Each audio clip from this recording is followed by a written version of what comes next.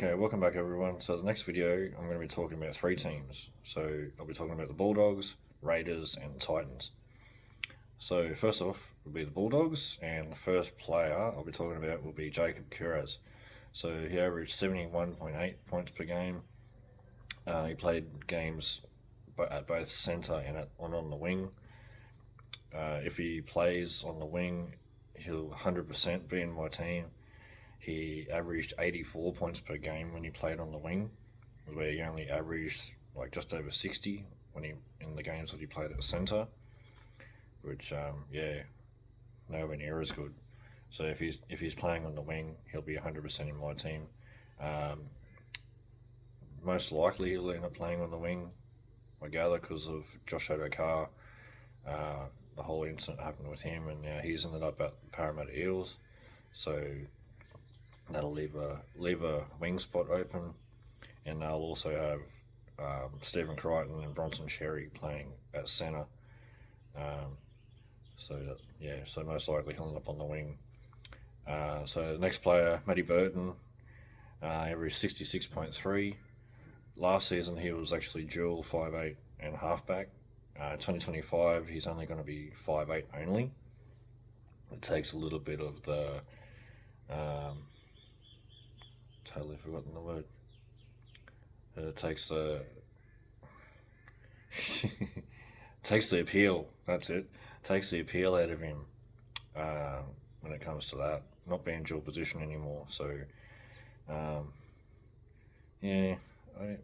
depending on how the Bulldogs go, we don't know. I suppose if they continue on the path where like they had a really good season in 2024, so if they continue on that kind of trajectory, then probably end up being roughly the same. So there's probably not like a lot of value there if you want to make any sort of money. But there'll be weeks where he'll score really well, and there'll be weeks that he probably doesn't score really well. I suppose there's other players in the same position that probably do similar. So, but for me, I'd probably avoid Matt Burton. After him, Reid Marnie. For me, I 100% will be avoiding Reid Marnie. I did own him in last season. At one stage, like he started off really well, and then as soon as I brought him into my team, he went really shit. So, so he'll definitely be on my no-go list for 2025. Another one, the next player after him, Josh Curran. He started off last year only available at 2RF, and then because he was coming off the bench and playing front row, they ended up giving him the dual front row and 2RF. So he will be front row. He'll be dual again in 2025. He only averaged 55.9, although he was injury affected in a bunch of games. He'll be mostly, a lot of predicted teams tend to have him coming off the bench. So if that ends up being the case, I don't know. Don't know what his minutes are going to be. If his minutes are going to be any good, if he's coming off the bench, because they'll have Max King, who was out injured for a fair chunk last year.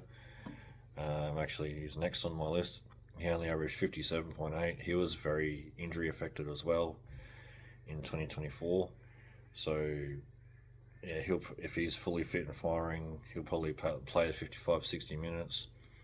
What else have they got in their middles?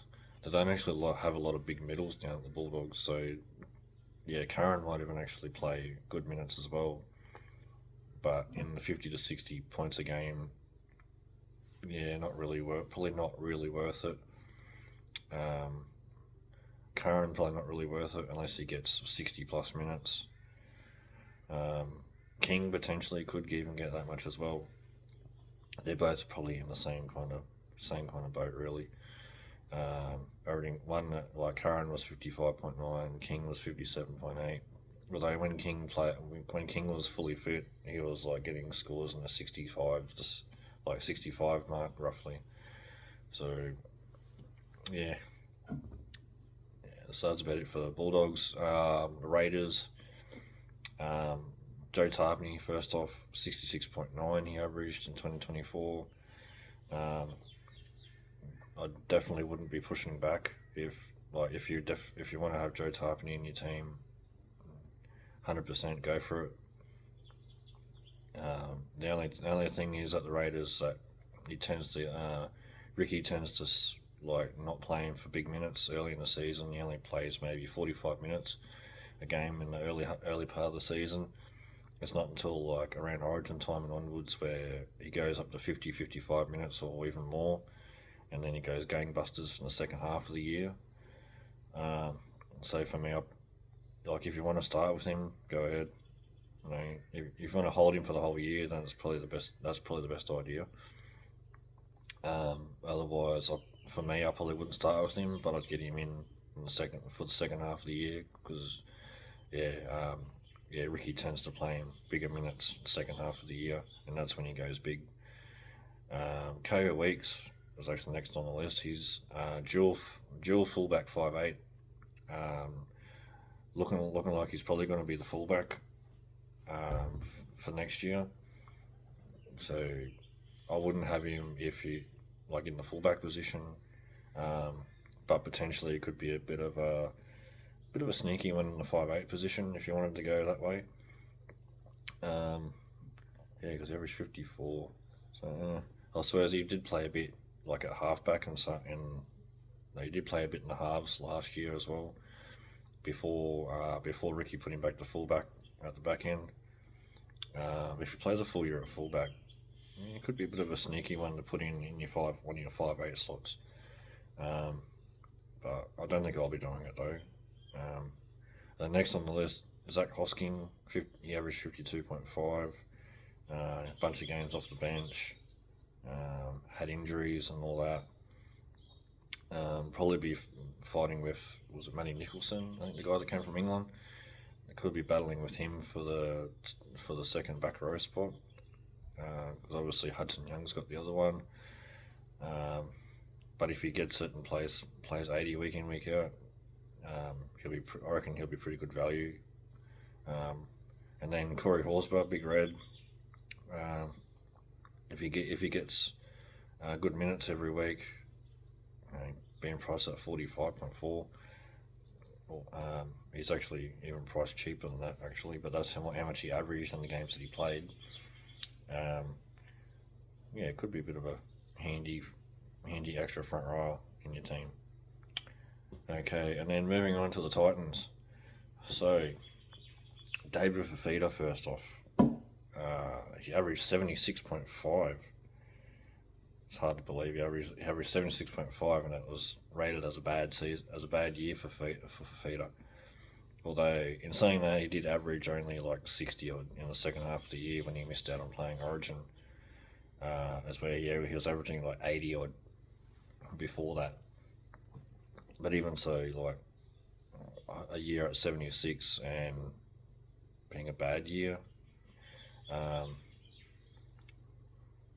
he could actually explode in 2025. You just don't know, but every chance he could. I don't think he could actually go any worse than he did in 2024, to be honest. So could be a handy little pick. He's very expensive. He's the second most expensive 2RF in the game. But if you want to go there, I wouldn't push back on David Fafita actually. Next one's very popular. Tino is going to be very popular in 2025. Dual front row 2RF again, priced at 531k. He did only play 2 games though and averaged 47. So even though he's 200 and plus k cheaper than he started the previous year with,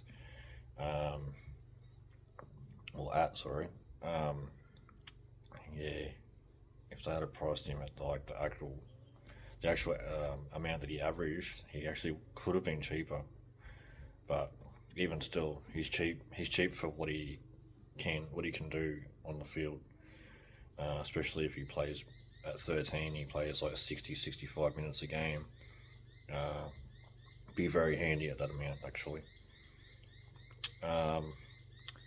So the next guy, the next one that actually caught my eye was actually the other back rower at the Titans, Bo Firma. Yeah, even though he averaged 60.6, he is available at centre wing and 2RF, so he's dual. You can actually have him in your centre wings if you wanted to. I actually didn't spot that at first. When I first looked through the team picker and all that, I didn't actually spot that. That's actually quite an interesting one. Although, yeah, he did play. I suppose that did come from the fact that he did play both in the back row and also at centre, and he can do a handy job at both. And then after him, I picked out Brian Kelly. He's always been a very sort of very solid centre wing. Like, he doesn't always get you a lot of attacking stats and so on, but he'll get you a very solid base week in, week out. Like, averaging 60 points a game in the centre wing was actually quite good. He'll 100% be a pod for the whole year, basically. Not too many people will actually own him, because even though he'll start off at the 60, like being priced at a 60 average, he'll probably at stages average a bit more, and then some people might buy him, but then he'll drop down a tiny bit. But even still, he's another interesting sort of one. And then after him, Keanu Kinney averaged 72.3 at fullback for the Titans. Big run, like big work rate, takes a lot of runs. His base is unreal. Yeah, that's a bit it. So yeah, if you're liking these videos, please like and subscribe, and yeah, I'll see you in the next one.